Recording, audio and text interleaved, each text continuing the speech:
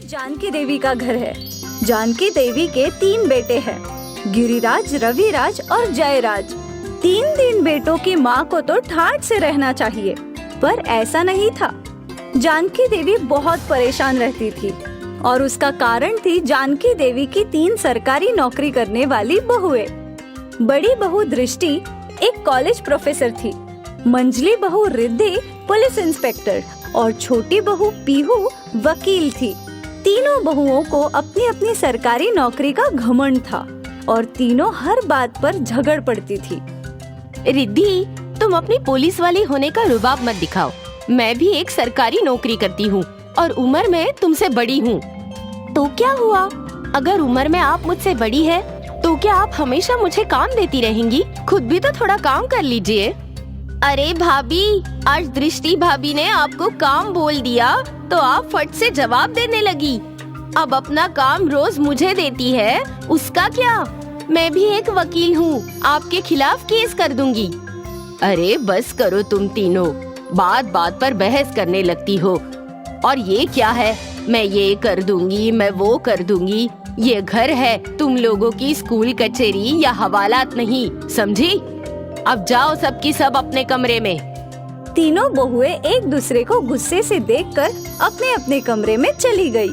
जानकी देवी भी बाहर सोफे पर परेशान बैठ गई और तीनों बहुएं अपनी अपनी जॉब पर चली गई। कुछ देर बाद गिरिराज, रविराज और जयराज तीनों अपनी माँ के पास पहुँचे। माँ, आप क्यों इतनी परेशान हो रही हो? ये सब तो रोज का है, हमें तो आदत हो गई है इन सब की। अब तो हम तीनों ही बाहर एक साथ बैठे रहते हैं, कौन घर आकर इन तीनों की किटकिट सुनेगा? पर बेटा, ऐसा कब तक चलेगा? आग लगे ऐसे सरकारी नौकरियों को, जिससे घर की सुख शांति भंग हो जाए। ऐसे चलता रहा तो एक दिन ये तीनों हमारा घर तोड़ देंगी। ऐसा कुछ नहीं होगा माँ, हम तीनों भाई अभी भी एक हैं और हम इन तीनों की बातों में बिल्कुल नहीं आएंगे। आप भी हमारी तरह इन सबको इग्नोर करना शुरू कर दो माँ। नहीं बेटा, मैं इन सब का अंत करके रहूंगी। हर दिन घर में कलेश हो, ये अच्छी बात नहीं है।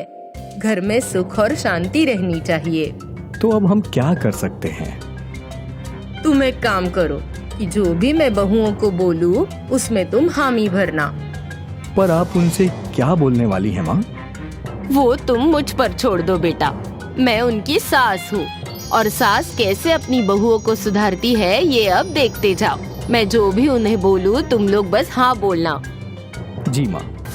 जानकी देवी ने एक युक्ति निकाल ली थी, जिससे ये रोज की अनबन की समस्या हमेशा के लिए हल हो जाएगी। और आज इतने दिनों बाद जानकी देवी के चेहरे पर मुस्कान थी। शाम को जब तीनों बहुएं लौट आई और किचन में काम कर रही थी, तो जानकी देवी उनके पास गई। तुम तीनों की तीनों अपना अपना सामान बांध लो। क्यों मम्मी जी? क्योंकि तुम तीनों अपने अपने मैके जा रही हो। हम क्यों अपने मैके जाएंगे? क्योंकि तुम तीनों को अपनी अपनी सरकारी नौकरी पर इतना घमंड है कि तुम तीनों ने उस घमंड में मेरे घर की सुख शांति बर्बाद कर दी है। मेरे तीनों बेटे तुमसे परेशान हैं। तुम तीनों ने बहू होने का कोई फर्ज नहीं निभाया, इसीलिए तुम तीनों अपने मैके जाओ। ऐसे कैसे मम्मी जी? ये तो गलत है। मैं आप पर केस कर दूंगी और आप तो मुझे जानती ही है, मैं सबके सबको अंदर डाल दूंगी। हाँ हाँ, मैं सब जानती हूँ। और पीहू बेटा, अपने तलाक का केस तुम खुद ही लड़ोगी क्या? रिद्धि, मुझे ये बताओ, ये परिवार के झगड़े का केस किस थाने में लिखवाऊं? देखो, तुम तीनों अच्छे से अपने मैके जाना चाहती हो तो जाओ, वरना मैं तमाशा करके केस करके भी तुम तीनों को निकलवा सकती हूँ। वैसे भी मेरे तीनों बेटे मेरे साथ हैं। ऐसे कैसे हो सकता है? मेरे पति मेरा साथ देंगे। ठीक है, गिरिराज, रविराज, जयराज। जानकी देवी की आवाज लगाते ही तीनों बेटे सामने आ गए। तुम लोग खुद अपनी पत्नियों को बताओ कि तुम लोग मेरे साथ हो। हाँ माँ, जो भी फैसला लेंगी हम उनके साथ हैं। हम तुम तीनों की किटकिट से ऊब गए हैं। माँ का फैसला ही हमारा फैसला है। ये सुनते ही तीनों सरकारी बहुओं के चेहरे का रंग उड़ गया अब उन तीनों को समझ नहीं आ रहा था कि वो लोग क्या करें। बेहतरी इसी में है कि तुम तीनों अपना अपना सामान बांधो और अपने मैके जाओ। अपनी सरकारी नौकरी का घमंड अपने मैके वालों को भी तो दिखाओ। अब जाओ यहाँ से। तीनों बहुएं गर्दन झुकाकर अपने अपने कमरे में चली गई। गिरिराज अपने कमरे में पहुंचा। आप सच में चाहते हैं कि मैं यहाँ से चली जाऊँ? अगर तुम्हारे जाने से परिवार की शांति लौट सकती है तो जाओ, माँ भी कितना सहेगी। तुम तीनों एक साथ रह ही नहीं सकती, तीनों की तीनों घमंडी हो। दृष्टि की आंखों में आंसू आ गए थे। तुम मुझे रोकोगे नहीं? बिल्कुल नहीं, तुम्हारे रोज रोज के टॉर्चर से तो बेहतर है कि तुम चली जाओ। रिद्धि का पूरा घमंड चकनाचूर हो गया था। क्या तुम सच में मुझसे तलाक लोगे? हाँ, अगर जरूरत पड़ी तो। अब पीहू भी परेशान थी। वो ये घर छोड़कर नहीं जाना चाहती थी।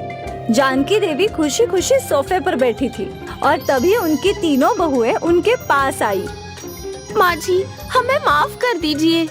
हमें इस घर से नहीं जाना है, ना ही इन्हें तलाक देना है। पर तुम तीनों को तो इस घर से ज्यादा अपनी सरकारी नौकरी से प्यार और घमंड है ना? क्यों बड़ी बहू, तुम आज कोई पाठ नहीं पढ़ाओगी?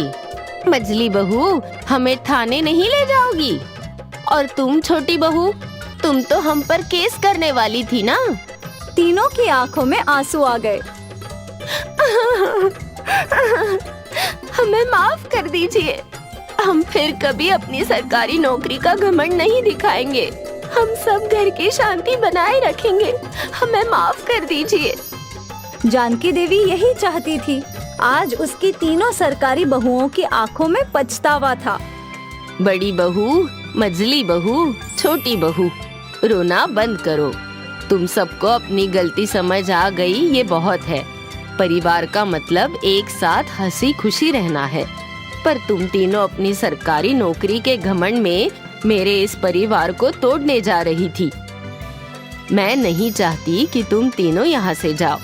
मैंने तुम्हें माफ कर दिया। इस परिवार की शांति हमेशा बनाए रखना।